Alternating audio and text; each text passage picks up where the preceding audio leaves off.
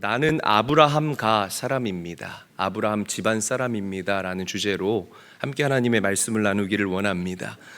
육체의 삶을 사는 동안 가장 중요한 문제는 구원이라고 저는 생각을 합니다. 내가 얼마나 넓은 집에 사느냐, 그리고 얼마나 기름지고 윤택하고 좋은 것 먹고 입고 마시면서 내가 살아가느냐의 무게보다 내 육신의 연수가 다하고 끝을 맺을 때에 내가 영원한 천국에서 하나님과 함께 영원히 살 수 있느냐의 문제와 무게가 비교할 수 없을 정도로 더 중요하다라고 저는 말씀을 드리고 싶습니다. 그런데 인간의 구원의 문제를 얘기할 때에 가장 큰 걸림돌이 되는 것이 바로 죄의 문제예요. 죄가 하나님과 인간 사이를 갈라놓았고 하나님과 인간 사이에 막 그 담을 세우게 됐다라는 거죠. 여러분들이 겪고 경험하는 모든 죄와 저주와 고통의 문제가 어디에서부터 시작이 됐느냐? 우리 사람의 죄에서부터 시작이 됐다라는 것입니다. 그래서 성경 로마서는 우리 인간의 현 주소에 대해서 명확하게 이야기를 하고 있어요. 모든 사람이 죄를 범하였음에 하나님의 영광에 이르지 못하더니, 이게 바로 우리 인간의 애드레스, 영적인 주소, 삶의 주소라고 성경은 이야기하고 있다는 거죠. 자, 우리가 이 죄의 문제를 해결해야 되잖아요. 그런데 이 죄의 문제를 해결하기 위해서 세상은 저와 여러분들에게 율법이라는 것을 제시합니다. 율법이라는 것은 내 노력과 내 공로로 이 죄의 문제를 씻을 수 있다라고 주장하는 거예요. 내가 한 일, 내가 하는 예배, 내가 하는 헌금, 내가 하는 믿음 생활, 이 모든 것들로 내가 하나님께 의롭다라고 인정받을 수 있다라고 주장하는 것이 바로 율법주의입니다. 내 노력과 내 공로로 말미암아 내가 하나님과 올바른 관계를 맺을 수 있다라고 이야기하는 것이죠. 자, 그런데 성경은 이와 반대로 저와 여러분들에게 믿음의 길을 제시를 하고 있습니다. 하나님의 말씀인 성경은 우리에게 명확하게 이야기를 해요. 우리 인간의 힘과 능력으로는 도저히 죄의 문제를 해결할 수가 없다. 그래서 하나님께서 이 죄와 율법의 저주를 우리에게서부터 해결하시고 완벽하게 해소시켜 주시기 위해서 당신의 아들 예수 그리스도를 이 땅에 보내셨고, 그분에게 여러분들의 모든 죄와 저주를 담당시키시고 십자가에서 죽게 하시고 다시 살게 하셨다. 누구든지 이 예수 그리스도를 내 인생의 주로 믿고 영접하고 시인하면 구원을 얻는다. 할렐루야. 이게 바로 성경이 저와 여러분들에게 얘기하는 복음, 믿음의 길이라는 거죠. 유대교는 철저하게 율법을 강조합니다. 율법으로 구원받을 수 있다라고 얘기를 해요. 제가 불교를 한 6개월 정도 공부를 했습니다. 하도 불교 하길래 도대체 다른 사람 얘기만 들어서는 모르잖아요. 그러니까 이 불교도 한계가 너무나 명확한 거예요. 불교도 팔정도라는 것을 얘기를 하면서 나의 고행과 또 나의 참선을 통해서 계속해서 이 진리를 찾기 위해서 내가 노력하면 결국에는 열반의 경지에 올라갈 수 있다. 이게 불교에서 말하는 이 천국을 얘기를 하는 거거든요. 사실은 말이 안 되는 얘기입니다, 여러분. 그러니까 이 삶의 지혜자의 수준에 그치지 못한다라는 거죠. 이슬람교도 율법을 지킴으로 구원받는다라고 저와 여러분들에게 이야기를 하고요. 이 힌두교에서는 운명이라고 얘기를 하고 업보를 이야기를 합니다. 그래서 여러분들의 자녀들이 복을 받기 위해서는 내가 이 땅을 살아가는 동안 열심히 덕을 쌓아야만 그게 다 자녀들에게로 간다. 이런 식으로 힌두교가 이야기를 하고 주장합니다. 그러니까 이 종교의 뿌리들을 여러분 보면, 제가 방금 말씀드린 이 종교의 뿌리들을 보면 한 점으로 모아져요. 뿌리가 같다라는 거죠. 그런데 우리가 믿는 예수 그리스도, 그리고 기독교 신앙은 너무나 달라요. 할렐루야. 자, 이렇게 이야기를 합니다. 갈라디아서 3장 10절 말씀 함께 읽어보겠습니다. 시작. 무릇 율법 행위에 속한 자들은 저주 아래에 있나니 기록된 바 누구든지 율법책에 기록된 대로 모든 일을 항상 행하지 아니하는 자는 저주 아래에 있는 자라 하였습니다. 자, 우리 빨간 글씨 다시 한번 읽어볼게요. 시작. 율법 행위에 속한 자들은 저주 아래에 있나니. 자, 율법. 왜 우리가 율법을 지킵니까? 바르게 살기 위해서, 똑바로 살기 위해서 율법을 지키죠. 자, 그런데 바르게 살고 똑바로 살기 위해서 지키는 이 율법이 왜 우리에게 저주가 된다라고 성경이 이야기를 하느냐? 자, 그 이유는 율법의 기능과 목적 때문에 그렇습니다. 여러분, 다시 한번 강조하지만 율법은 우리 성도님들을 구원하기 위한 하나님의 도구와 제도적 장치가 아니라는 거죠. 기억하셔야 됩니다. 율법은요, 우리의 죄가 무엇인지를 가르치고 우리에게 알려주는 기능과 역할을 한다라는 거죠. 십계명 알죠? 대표적인 율법 중에 율법 아닙니까? 나 외에 다른 신을 섬기지 말라, 우상을 만들지 말라, 하나님의 이름을 망령되이 일컫지 말라, 안식일을 거룩하게 지켜라, 내 부모를 공경하라, 살인하지 말라, 간음하지 말라, 도둑질하라, 뭐 이런 식으로 계속 쭉쭉쭉쭉 하지 말라는 것들을 또 하라는 것들을 우리에게 가이드해 주고 있다라는 거예요. 자, 그런데 문제는 이 율법을 100% 다 지킬 수 있는 사람이 없다라는 겁니다. 자, 그런데 성경을 보면 하나님께서는 율법에 매어져 있는 우리 인생을 향하여서 놀라운 해답을 허락하십니다. 갈라디아서 3장 13절 말씀 함께 읽어보도록 하죠. 함께 읽습니다. 시작. 그리스도께서 우리를 위하여 저주를 받은 바 되사 율법의 저주에서 우리를 속량하셨으니 기록된 바 나무에 달린 자마다 저주 아래에 있는 자라 하였습니다. 아멘.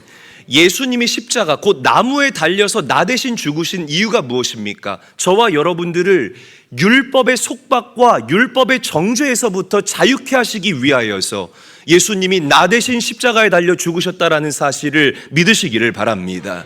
그래서 예수님이 우리 인생의 정답이라는 거예요. 큰 소리로 아멘. 그래서 예수님의 십자가가 모든 죄와 저주에서부터 우리를 자유할 수 있게 하시는 하나님의 능력이 된다라는 사실을 믿으시기를 바랍니다. 이 로마 시대의 십자가의 형벌은요, 굉장히 극악무도한 죄인을 잡아 죽이는 아주 최악의 형벌 중에 하나였습니다. 그러니까 십자가에 달려 죽이는 이유가 뭐냐면 저 사람은 땅에 묻어 죽일 필요조차 없는 사람입니다. 저 사람은 이런 죄를 저질렀습니다. 여러분 한번 보십시오. 그 사람을 정말 죽을 때까지 치욕스럽게 만드는 그 형벌이 바로 십자가의 형벌이었습니다. 얼마나 고통스럽겠습니까? 생각을 해보세요. 상상이 안 갈 거예요.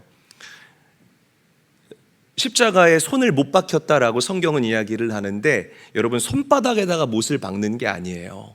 손바닥에다 못을 박으면 이렇게 못을 박아서 십자가를 세우지 않습니까? 그럼 사람의 무게 때문에 이 못이 손을 찢고 쭉 하고 빠져나가요. 그러니까 손이 다 찢어진 너덜너덜해진다는 거죠. 그래서 이 사람을 단단하게 고정하기 위해서 여러분 손목 보시면 이 뼈가 두 갈래로 나눠져 있을 겁니다. 한번 만져보세요. 요 사이에다가 이 못을 박는 거예요. 그러면 이 사람을 십자가를 세웠을 때에 못이 이 손목과 이 뼈 사이에 탁 걸리게 되면서 사람이 십자가 위에 단단하게 고정이 되는 겁니다. 발에다가 못을 박을 때도 복숭아 뼈와 그 발목 사이에 보면 파인 홈이 있을 거예요. 거기에다가 못을 박는 거예요. 그래서 이 사람을 단단하게 고정하는 거죠. 근데 문제는 이 사람이 숨을 쉬기 위해서는 필연적으로 몸을 들썩거릴 수밖에 없잖아요. 그럴 때마다 이 사지에서부터 전해오는 극심한 고통 때문에 사람이 괴로워서 견딜 수가 없다고 합니다. 어떻게 몸부림을 안 쳐요? 근데 몸부림을 쳤다 하면 어떻게 돼요? 막 이 내 말초신경을 때리는 고통이 막 나를 지배하는 거예요. 고통을 참을 수 없어서 기절하다가 또 다시 정신이 번쩍 들었다가 또 기절했다가 정신이 번쩍 들었다가 그렇게 피를 줄줄줄줄줄 막 물을 줄줄줄줄 쏟다가 말라 죽어가거나 기절하거나 아니면 그 자리에서 고통을 이기지 못하고 죽는 형벌이 바로 십자가의 형벌이라는 거죠. 여러분, 예수님이, 죄가 없으신 그 예수님이, 하나님 본체이신 그 예수님이 여러분들을 그 율법의 저주와 율법의 참소에서부터 구원하시기 위해서 나 대신 십자가에 달려 죽으셨다라는 겁니다. 할렐루야. 내가 당해야 할 저주, 내가 율법을 지키지 못해서 당해야 할 그 저주를 예수님께서 나 대신의 십자가에서 대신 담당하셨음을 믿고 감사하시기를 바라요. 그래서 우리가 자유하게 된 겁니다. 아멘. 자, 성경을 보게 되면 이 십자가의 놀라운 사건, 이미 예수님께서 이 땅에 오시기 약 700년 전에 이사야 선지자의 입술을 통하여서 하나님이 이 땅에 예언하십니다. 그러니까 이 예수님의 십자가 사건은 그때 일어난 어떤 일회적인 사건이 아니라 이미 하나님께서 여러분들을 사랑하시되 너무나 사랑하시고 끝까지 사랑하셔서 하나님께서 계획해 놓으신 하나님의 계획이요 하나님의 놀라운 섭리였다라는 거죠. 자, 우리 이사야서 53장 5절에서부터 6절 말씀 의미를 생각하면서 함께 한 목소리로 읽겠습니다. 시작. 그가 찔림은 우리의 허물 때문이요 그가 상함은 우리의 죄악 때문이라. 그가 징계를 받음으로 우리는 평화를 누리고 그가 채찍에 맞음으로 우리는 나음을 받았도다. 우리는 다 양 같아서 그릇 행하여 각기 제 길로 갔거늘 여호와께서는 우리 모두의 죄악을 그에게 담당시키셨도다. 아멘. 여러분, 진짜 십자가의 은혜가 여러분들 안에 있다면 이 말씀이 여러분들에게 감사함으로 그리고 절절한 기쁨으로 다가와야 할 줄로 믿으시기를 바랍니다. 이사야서는 분명하게 이야기를 해요. 내 허물 때문에, 내 죄악 때문에 하나님께서, 예수님께서 십자가에 달려 죽으시고 우리는 나음을 입게 됐다. 그리고 우리의 모든 죄악을 그에게 담당시켰다라고 성경은 명확하게 증거하고 있다라는 겁니다. 사랑하는 제일교회 성도 여러분, 그래서 여러분들에게 중요한 게 뭐냐면 믿음이 중요한 거예요. 아멘. 믿음을 선택한 사람은요, 예수님의 십자가의 죽음이 그냥 아무런 감동 없이 다가오는 게 아니라 그 죽음이 나를 위한 죽음으로 받아들여지게 됩니다. 할렐루야.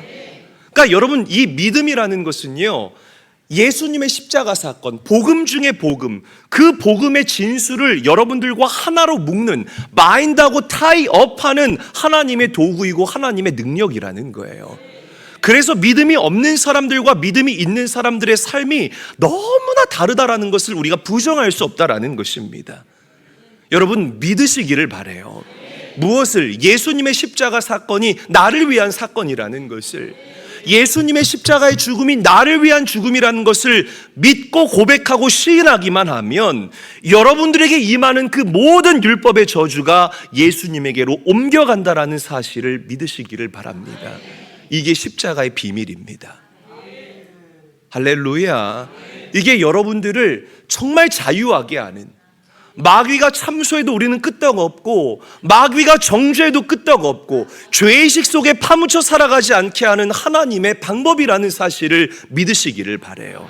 은혜 받은 사람들 약 먹은 것 같잖아요. 너무 뻔뻔하잖아요. 맞아요? 아니에요? 너무 뻔뻔하지 않습니까? 막 죄를 지었는데도 뻔뻔하게 하나님 저 왔어요. 네, 저에게 은혜 주세요. 이게 자유한 사람들의 특징이라는 거죠. 할렐루야. 어떻게? 그분의 십자가의 은혜로 말미암아. 혹시 마음에 나는 왜 이렇게 재수가 없을까? 나는 왜 이렇게 마음에 평안함이 없을까? 나는 왜 이렇게 손대는 것마다 난 똥손인가? 왜 이렇게 손대는 것마다 다 이렇게 되는 일이 하나도 없을까? 왜 이렇게 요즘 짜증이 날까? 이런 패배의식과 어둠과 율법이 주는 그 저주에 묶여 살아가는 성도님들이 계신다면 오늘 여러분들의 마음과 생각을 바꾸시고 믿음의 길을 온전하게 선택할 수 있게 되시기를 예수님의 이름으로 간절히 축원합니다. 간절히 축원합니다. 예수님을 내 인생의 구원자로 믿고 그분이 내가 당할 율법의 저주를 대신 담당하셨다라는 이 진리를 입술로 시인하시면서 고백하시라는 거예요. 그럴 때 자유함을 누리게 됩니다. 자, 그러면 하나 질문 드려볼게요. 율법의 행위가 쉬울까요? 아니면 믿음이 쉬울까요? 대답해 보세요. 하나, 둘, 셋. 그럴 줄 알았어요. 저는 여러분들이 믿음 이야기할 줄 알았는데요. 그렇지 않습니다. 대부분의 사람들이 믿는다고 입술로 고백은 하지만 율법의 길을 선택하는 사람들이 굉장히 많아요. 왜냐하면 사람들 마음 안에는 이 공로 사상이라는 것이 자리하고 있기 때문이라는 거죠. 공로 사상이 뭐냐면 내가 했다라고 생각하는 게 공로 사상인 거예요. 그러니까 영적인 영역도 자꾸만 내가 했다라고 생각을 하는 겁니다. 내가 내 시간 들여서 하나님을 위해서 일을 하고 내 물질 들여, 사실 그 육신의 연수 하나님이 여러분들에게 허락하신 것이고 물질 하나님께서 여러분들에게 허락하시는데 그 주인의 자리를 자꾸만 바꾸는 거예요. 그러면서 내가 했다라고 생각해요. 그리고 나의 그 행동과 공로로 가지고 하나님께 인정받으려고 하는 이런 모습들이 다 율법주의적인 모습들입니다. 저도 피해갈 수 없고요. 여기 계신 여러분들 모두가 피해갈 수 없는 마음가짐과 태도와 자세라는 거죠. 그러니까 심한 사람들은 이렇게 생각해요. 저를 보세요. 내가 50의 죄를 짓잖아요. 그러면 그러니까 50의 죄를 짓는다는 게 이겁니다. 우리가 일상을 살아가면서 이게 좀 필연적으로 나에게 이득이 되는 길을 선택해야 될 때가 있잖아요. 또 저만 그래요. 대답을 좀 반응을 좀 해요. 까딱까딱 하시더니 좀 어떻게 좀 해봐요. 네, 그러니까 필연적으로 예수님이 기뻐하시는 길보다는 나에게 이득이 되는 그런 길을 선택할 때가 있어요. 그리고 이걸 가지고 합리화합니다. 하나님, 어쩔 수 없는 거 알죠? 한 번만 눈 감아주세요. 그냥 이번만 넘어가 주세요. 제가 더 잘할게요. 아시잖아요. 그리고선 실제로 잘해요. 정말 열심히 그 환경이 주어지게 되면 열심히 주어진 일에 최선을 다해서 봉사하고 예배하고 기도하고 헌금도 한다라는 거죠. 80의 공로를 쌓아요. 그럼 이걸 상쇄시키면 얼마가 남아요? 30의 공로가 남잖아요. 그러면 우리가 믿는 하나님은 자비로우신 하나님이고 은혜로우신 하나님이기 때문에 내가 한 이 선행, 하나님 내가 어떻게 했는 줄 아시죠? You know that, right? 이 30 가지고도 내가 구원받을 수 있다라고 생각하는 것이 바로 공로주의인 겁니다. 다른 게 공로주의가 아니라는 거죠. 그러니까 여러분, 이 공로주의가 굉장히 많은 사람들에게 상식적으로 다가오고요, 합리적으로 다가온다는 게 문제라는 거예요. 믿음이라는 것은 내 삶의 모든 영역과 모든 카테고리, 가정생활, 여러분들의 경제생활, 자녀를 대하는 영역이라든지 내 취미의 영역이라든지 모든 영역 가운데에서 가장 먼저 예수님을 생각하고 예수님을 앞세우는 행동이 바로 믿음의 길인 거예요. 할렐루야. 외골수처럼 보일 수 있겠지만 이게 맞다라는 것입니다. 여러분, 저도 이런 설교를 하지만 저도 여기에서 100% 자유하다라고 이야기할 수 없습니다. 그러니까 계속해서 이렇게 예수님을 포함하고 예수님을 기쁘시게 해드리고 예수님을 인정하고 예수님을 앞세우는 내 행동과 내 믿음이 될 수 있도록 우리 안에 계신 성령님의 도우심을 간구할 수 있는 성도들이 되어야 할 줄로 믿습니다. 자, 사도 바울은 그래서 한 사람을 저와 여러분들에게 소개합니다. 이 말씀이요, 정말 저에게는 큰 위로가 된 말씀인데, 믿음으로 의롭담 받은 사람, 그리고 믿음으로 복받은 사람을 저와 여러분들에게 소개해요. 다시 강조합니다. 사도 바울은 믿음으로 의롭담 받은 사람, 그리고 믿음으로 복받은 사람을 저와 여러분들에게 소개합니다. 그 사람이 누구예요? 바로 아브라함이라는 거죠. 저와 여러분들이 알다시피 아브라함은 믿음의 조상이었습니다. 그의 나이 100세가 되어서 남자로서의 모든 성적 기능이 다 마비가 되었고, 내 안에 사라도요, 자궁이 폐경이 돼가지고 자궁문을 닫은 거예요. 그러니까 생물학적으로 볼 때에 아이를 가질 수 없는 그런 상황임에도 불구하고 아브라함은요, 하나님의 약속을 더 신뢰하고 붙잡았다는 겁니다. 팩트는 뭐예요? 우리 가정과 가문은 아이를 생산할 수 없다는 것이 바로 아브라함의 필드이고 아브라함의 팩트라는 거죠. 그런데 아브라함은 그 문제와 현상에 집중한 것이 아니라, 아브라함아, 내가 너의 후손을 저 하늘의 별과 같이 또 땅의 모래알과 같이 왕성하게 하겠다라는 그 하나님의 약속을 신뢰했다라는 겁니다. 아멘. 이게 아브라함의 믿음이었다라는 거예요. 하나님께서 이 아브라함의 믿음을 보고 감동하십니다. 그리고 아브라함에게 그 믿음으로 말미암아 의롭다라고 칭찬을 하셨다라는 거고 인정을 하셨다라는 것이에요. 할렐루야. 할렐루야. 그리고 아브라함에게 굉장히 중요한 약속을 합니다. 갈라디아서 3장 7절 말씀 함께 한번 읽어보도록 하죠. 한 목소리로 읽습니다. 시작. 그런즉 믿음으로 말미암은 자들은 아브라함의 자손인 줄 알지어다. 그래요. 믿음으로 말미암은 자들, 즉 율법의 길이 아니라 믿음의 길을 선택하는 사람들은 다 아브라함의 자손이라는 것입니다. 여러분, 이 말씀이요, 정말 기가 막힌 말씀이에요. 아브라함 집안 사람이라는 거죠. 여러분, 우리는 삼성과 현대가 부럽지가 않아요. 우리는 아브라함과 사람들임을 믿으시기를 바랍니다. 아멘. 하나님께서 아브라함에게 주신 약속, 그 약속이 여러분들의 약속이 되고, 어떻게 하면? 우리가 믿으면. 하나님께서 아브라함에게 주신 그 축복이 누구의 축복이 됩니까? 나의 축복이 되는 놀라운 역사가, 그 놀라운 영적인 신분의 변화가 우리에게 하나님의 선물로 주어지게 된다는 것이에요. 가슴에 손을 얹고 저를 한번 따라할까요? 나는 기쁘게, 최대한 안 기뻐도 기쁜 척 하면서, 나는 아브라함가 사람입니다. 아브라함가 사람입니다. 다시 한번, 나는 아브라함 집안 사람입니다. 아브라함 집안 사람입니다. 옆 사람과도 인사해요. 부럽네요. 아브라함 집안 사람이라니. 인사하겠습니다. 야, 하나님께서 정말 밥을 떠서 우리 입에다가 넣어가지고 턱관절까지 막 이렇게 해주시는 거예요. 지금 보면 죄로 죽을 수밖에 없는 우리들을 이렇게 사랑하셔서 당신의 아들 예수를 내 죄를 씌워서 죽게 하시고 다시 부활하게 하시고 그 부활의 생명력을 우리에게 넘쳐 흐르게 하셔서 믿음을 인정하고 시인하는 모든 사람들은 아브라함 집안 사람이라고 부르겠다. 와, 여러분, 이런 축복이 어디에 있습니까? 하나님께 감사하십시오. 그리고 내가 아브라함가 사람이다라는 이 영적인 이름표가 우리 제일교회 성도님들의 당당함이 될 수 있기를 우리 구주 예수님의 이름으로 간절히 축원합니다. 당당하셔야 돼요. 왜? 나는 아브라함 집안 사람이니까.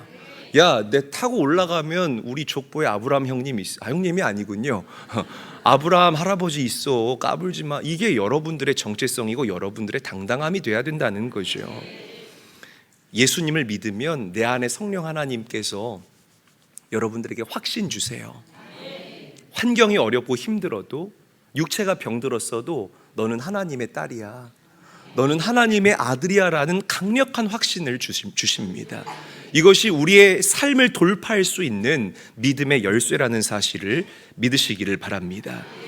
자, 제가 여러분들에게 두 가지 질문 드려볼 테니까 대답은 아멘이에요. 아시겠죠? 대답은 뭐라고요? 아멘. 자, 큰 소리로 아멘 해보시기를 바랍니다. 오늘 이 자리에 계신 여러분은 모든 율법의 저주를 주님께서 다 담당하셨다라는 사실이 믿어지십니까? 그런 사람들은 율법의 저주, 세상의 모든 저주에서 해방된 자들임을 믿으시기를 바랍니다. 하나 더 질문 드릴게요. 우리 성도님들은 나는 죽고 예수님이 내 안에 사신다라는 이 진리를 믿고 십자가에 달리신 예수 그리스도를 따라 사시겠습니까? 할렐루야. 그런 사람들은 아브라함 자손의 복을 누리게 될 줄로 믿으시기를 바랍니다. 말씀을 정리할게요. 여러분, 율법, 나의 행위, 나의 의를 드러내려고 하지 마세요. 끽해봐야 내 크기의 일밖에 경험하지 못합니다. 그것이 절대로 하나님 앞에 의롭다라고 인정받을 수 있는 여러분들의 믿음이 될 수가 없습니다. 오직 예수 그리스도를 앞세우시고 그분을 신뢰하시고 나에게 주어진 환경을 바라보기보다는 하나님의 약속을 이해가 되지 않아도 신뢰하실 때에 반드시 하나님 크기의 일들이 여러분들의 인생을 지배하는 역사가 일어나게 될 줄로 믿으시기를 바라요. 여러분, 예수님과 함께 동행하는 이 길이 너무나 행복합니다. 그 행복을 경험해 보시기를 바랍니다. 누려보시기를 바랍니다. 율법의 속박에서 자유할 수 있는 사랑하는 제일교회 모든 성도님들 되시기를 우리 구주 예수님의 이름으로 간절히 축원합니다.